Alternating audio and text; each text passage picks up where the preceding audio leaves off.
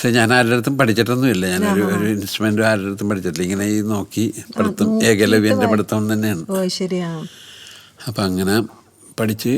അത് വലിയൊരു കഴിവല്ലേ അല്ലേ? നമ്മള് നോക്കി പഠിച്ച് വായിക്കണേക്കാട്ടും നമ്മളത് കണ്ടു പഠിക്കുക എന്ന് പറഞ്ഞു കഴിഞ്ഞാൽ ചേട്ടൻ അത് പഠിച്ചത്. പിന്നെ പല സ്ഥലത്തും പ്രയോഗിച്ചപ്പോൾ പലരും പറഞ്ഞത് അതങ്ങനെ അല്ലല്ലോ, ഇങ്ങനെയല്ലല്ലോ എന്നൊക്കെ പറയുമ്പോൾ പിന്നെ അത് പലരുടെയും നോക്കി നിന്ന് തന്നെ ഞാൻ ശരിക്കും പഠിച്ചെടുത്തിട്ടുള്ളത്.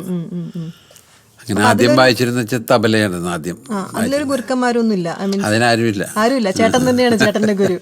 ശരി. തബലയും പിന്നെ അത് കഴിഞ്ഞിട്ട് ഹാർമോണിയം, അവിടെ കുറേ ഇൻസ്ട്രുമെൻ്റ് ഉണ്ടല്ലോ. അപ്പം എല്ലാം വായിക്കാനുള്ള ഒരു അവസരം കിട്ടും. എല്ലാത്തിനും ഇങ്ങനെ നോക്കി. പിന്നെ തബലയായിരുന്നു ആദ്യം തുടങ്ങിയത് ചിൽഡ്രൻസ് ഓർക്കസ്ട്രയിൽ, കലാഭവൻ്റെ ചിൽഡ്രൻസ് ഓർക്കസ്ട്രയിൽ അബേലച്ചൻ്റെ നേതൃത്വത്തിലുള്ള. അപ്പം അന്നത്തെ കുറേ പാട്ടുകാരൊക്കെയാണ്. എൻ്റെ സിസ്റ്റർ ജെൻസി ഫീമെയിൽ പാടിയെന്ന് വെച്ചാൽ, പിന്നെ സുജാത, പിന്നെ ഒരു പത്മജ എന്ന് പറഞ്ഞൊരു തൃപ്പൂണിത്തുറയിലുള്ളൊരു